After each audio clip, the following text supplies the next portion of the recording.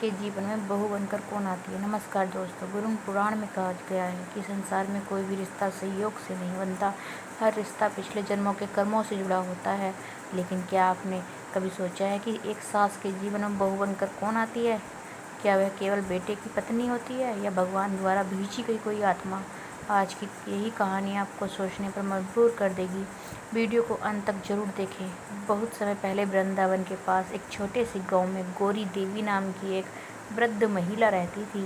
वह भगवान श्री कृष्ण की बहुत बड़ी भक्त थी। सुबह 4 बजे उठकर स्नान करती, तुलसी जी की पूजा करती और फिर मंदिर जाकर भजन करती। उनका एक ही बेटा था जिसका नाम था माधव। गौरी देवी ने अपने बेटे को बड़े प्रेम से पाला था। उसकी एक ही इच्छा थी कि उसके घर में एक ऐसी बहू आए जो पूरे परिवार को जोड़ के रखे। समय बीतता गया, माधव जवान हुआ और उसके विवाह के बाद चलने लगी। कई रिश्ते आए लेकिन गौरी देवी को कोई पसंद नहीं आई। एक रात उन्होंने भगवान श्री कृष्ण के सामने हाथ जोड़कर कहा, हे ठाकुर जी, मेरे बेटे के लिए ऐसी बहू भेजना जो इस घर को मंदिर बना दे। कुछ दिनों बाद पास के गांव की एक लड़की सीता का रिश्ता आया। सीता सुंदर थी लेकिन उसमें भी अधिक सुंदर उसके संस्कार थे। वह रोज भगवान का नाम जपती थी, गरीबों की मदद करती थी, बड़ों का सम्मान करती थी। एक कि गौरी देवी ने उसे देखा और रिश्ता पक्का कर दिया। जल्द ही माधव और सीता का विवाह हो गया।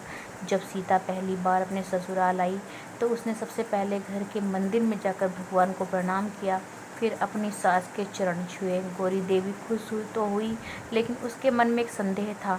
उन्होंने सोचा, आजकल तो सब दिखावा करती हैं, असली स्वभाव तो बाद में पता चलता है। दिन बीतते गए। सीता सुबह सबसे पहले उठती, घर की सफाई करती, तुलसी जी को जल चढ़ाती, फिर अपने सास के लिए चाय बनाती।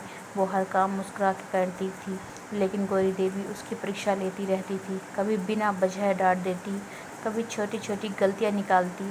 सीता सब कुछ शांत मन से सह लेती। एक दिन गौरी देवी ने जानबूझ के पूजा की थाली छुपा दी। फिर बहू से बोली, तुम्हारी लापरवाही के कारण मेरी पूजा नहीं हो पाई। सीता ने सर झुकाकर कहा, माँ जी, यदि मुझसे गलती हुई है तो मुझे क्षमा कर दीजिए। यह सुनकर भी गौरी देवी का मन नहीं बदला। कुछ दिन बाद अचानक गौरी देवी बहुत बीमार पड़ गई। डॉक्टर ने कहा उन्हें पूरी देखभाल की ज़रूरत है। माधव काम के कारण अक्सर बाहर रहता था पर अब सारी जिम्मेदारियां सीता पर आ गई। सीता दिन भर अपनी सास की सेवा करने लगी। वो समय पर दवा देती, हाथों से खाना खिलाती, रात रात भर जागकर उसकी देखभाल करती। कई बार खुद सोती नहीं लेकिन उसने कभी शिकायत नहीं की। एक रात गौरी देवी की आंख खुली। उन्होंने देखा सीता मंदिर के सामने बैठी रो रही है। वह भगवान से प्रार्थना कर रही थी, हे ठाकुर जी, मेरी माँ जी को जल्दी ठीक कर दीजिए, इनके बिना यह घर सूना हो जाएगा। गौरी देवी यह सुनकर स्तब्ध रह गई। उसी रात उन्होंने एक अद्भुत दृश्य देखा। उन्होंने देखा कि श्री कृष्ण उनके सामने खड़े हैं, उनके चारों ओर दिव्य प्रकाश फैला हुआ है। गौरी देवी भावुक होकर उनके चरणों में गिर पड़ी। भगवान मुस्कुराकर बोले, गौरी, तुम जानना चाहती थी कि बहू बनकर कौन आती है? गौरी देवी ने कहा, हाँ प्रभु। भगवान बोले, संसार में कोई भी रिश्ता बिना कारण नहीं बनता। जिस बहू को तुम आज पराया समझती हो वह पिछले जन्म के पुण्य का फल है। कभी वह तुम्हारी बेटी रही होगी, कभी तुम्हारी माँ रही होगी, कभी तुम्हारी बहन रही होगी और कभी तुम्हारी सेवा करने वाली आत्मा रही होगी। भगवान ने आगे कहा, तुमने मुझसे एक संस्कारी बहू मांगी थी, मैंने तुम्हारी प्रार्थना सुन ली, इसलिए मैंने सीता को तुम्हारे घर भेजा। वह केवल तुम्हारे बेटे की पत्नी नहीं, वह तुम्हारे जीवन में मेरी ओर से भेजा गया आशीर्वाद है।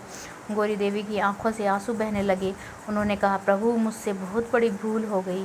भगवान बोले, अभी भी समय है, बहू को बेटी का प्रेम दो, तुम्हारे घर सुख और शांति से भर जाएगा।